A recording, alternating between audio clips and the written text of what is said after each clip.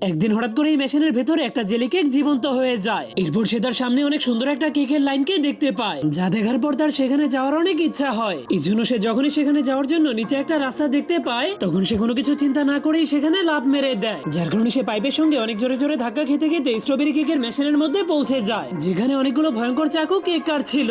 যা দেখে সেই জেলি কেকটা ভয় পেয়ে নিচে পড়ে গেলে হঠাৎ করে একটা চাকু তাকে মাঝখান থেকে কেটে ফেলে। কিন্তু সে জেলি দিয়ে তৈরি হওয়ার কারণে তার শরীরটা আবারও জোড়া লেগে যায়। এই জন্য সে জলদি করে সেখান থেকে পালানোর জন্য অন্য একটা মেশিনের উপরে লাফ মেরে দেয়। কিন্তু তখনই সেই মেশিনটা তাকে চাপ মেরে একদমই চ্যাপ্টা বানিয়ে ফেলে। তখন একটা রোবটিক হাত তাকে ধাক্কা মেরে একটা অন্ধকার পাইপের মধ্যে ঢুকিয়ে দেয়। এই জন্য সে একটা বন্ধ হয়ে থাকা মেশিনের উপরে পড়ে যায়। কিন্তু এরপর সে যখনই নিচ থেকে তার ক্রিমের টুপিটাকে উঠাতে যায়, তখনই তার পিছন থেকে একটা রোবটিক হাত তাকে ধরার জন্য চলে আসে। এই জন্য সে অনেক ভয় পেয়ে সেই হাতটাকে ঘুষি মারার চেষ্টা করতে শুরু করে দেয়, কিন্তু তবুও সেই হাতটা তাকে ধরে ফেলে। এই জন্য সে বুদ্ধি খাটিয়ে হাতের আঙুলে অনেক জোরে একটা কামড় মারলে হাতটা তাকে নিচে ফেলে দেয়, যার কারণে সে একটা রুটির মেশিনের মধ্যে